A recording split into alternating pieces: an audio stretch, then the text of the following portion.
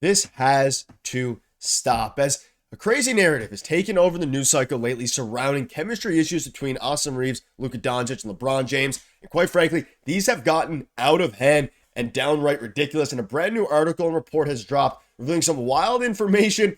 And it's time to take a stand against this surrounding this report as it calls out one player in particular, Austin Reaves. We're going to break that down and discuss what it means going forward, as well as discuss multiple Lakers updates ahead of the last handful of games of the season. But before we get into it, if you're part of the percentage who aren't subscribed to the channel, this is the place to be for daily Lakers content. Your guys' support has been absolutely unbelievable. If you want to help us towards the goal of 20,000 subscribers, make sure to hit the subscribe button. And let's dive right into it today. We know the Lakers, they're fighting for that 3-seed spot. The season is going, it's almost over. It's gone very fast, a little bit crazy since the Luka Doncic trade. But something that has taken over the news cycle over the past couple weeks, especially during the couple losses the Lakers had in the the last 7 or 8 games, has been the chemistry issues between Austin Reaves and Luka Doncic, and of course LeBron James as well. You can see this here. Lakers' big three's chemistry issues need to be fixed. Los Angeles Lakers stars LeBron James, Luka Doncic, and Austin Reaves have had a bumpy start working together. And this just dropped 3 hours ago. And let's not forget, this is coming off of what has been a very solid 5-game stretch for the Lakers, and even more impressive. I just went through some of the screenshots there. An even more impressive 5-game, 6-game stretch with season in general for Austin Reaves. And he's going to be the focus of this video, but I want to dive into this first. So it goes on to say, on Friday, Price observes things crystallize even further. And of course, Doncic spoke out a little bit about this. He said, obviously, we talk about it. It's still a work in progress. We haven't had many practices, but I think we're getting more comfortable. Like you saw on Friday, it's getting better. The glaring issue has been the fact that none of the big three is a plus defender. The Los Angeles Lakers are posting a 121 defensive rating during its minutes with Doncic. There's a lot of room to grow, JJ Redick said, particularly just with understanding what works for us. That's the biggest thing, what works for us. And that was, of course, said on Friday. And then over the weekend, they came out and performed really well, most notably an insane game against the Oklahoma City Thunder yesterday. And you look at some of the stats, and you look at the game against the Thunder yesterday. We'll start with this, and then we'll dive into some of the things that I showed you guys in a minute here. There is no problem with Austin Reaves. And whether or not you want to talk about there being a problem defensively with the big three, LeBron, Luka, and Reaves, whatever, that's fair. But Austin Reaves, to even insinuate that he has been a problem for this team is ridiculous. And Luka Doncic put up 37-6. Reaves put up 22-3. Not only that, Austin Reaves had a great two-way game yesterday. He was, of course, playing good defense, guarding J-Dubs a little bit, and of course J-Dubs was guarding him. It was a crazy, display from the Lakers in general. But the fact that we're talking about the big three chemistry issues need to be fixed. Now, I think there is something to be said about, of course, heading into the playoffs, how the big three is going to perform in the playoffs, how they're going to work together. The biggest question mark when Luka Doncic was traded over to the Lakers was, hey, how is Austin Reaves going to perform? How are things going to go there? Specifically regarding Austin Reaves not really being, at least, up until this season, a guy who was playing, a ton of on-ball creation. And prior to Luka Doncic coming over, that's what he was doing. He was being an on-ball creator. But you look back to seasons past, the big question mark was, how will Luka Doncic be as an off-ball spacer? Because Luka Doncic is going to have the ball in his hands a ton. How is Austin Reaves, going to be an on-ball spacer? And I think he's been perfectly fine. You can see here over his last 5 games before the game against the Thunder, he's averaging 26 points, 5 rebounds, 5 assists, unbelievable efficiency, superstar.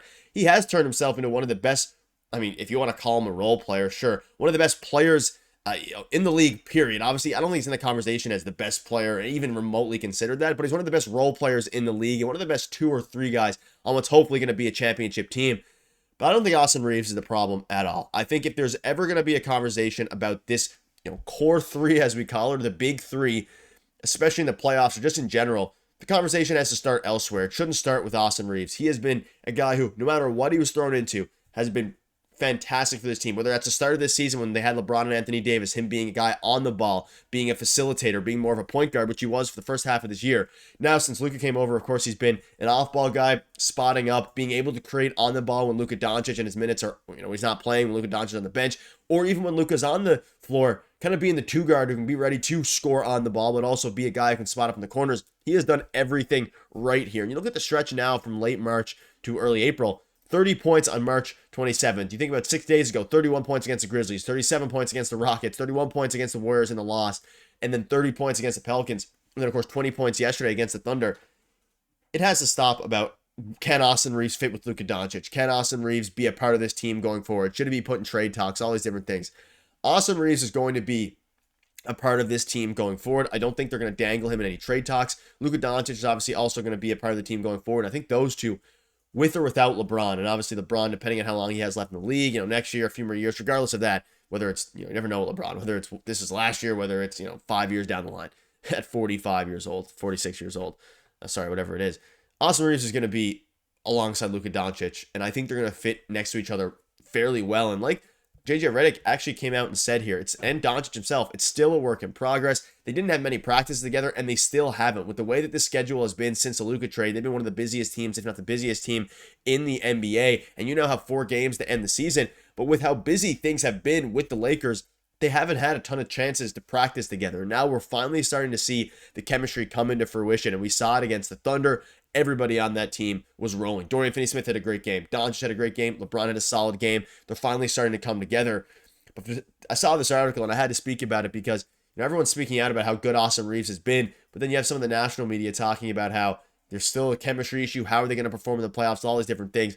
They shut everybody up yesterday against the Oklahoma City Thunder. Absolutely destroyed them in a game where the Thunder had all their starters. They're, of course, trying to get home court advantage in the finals, be the best team in the league, and overtake the Cavaliers as it pertains to that.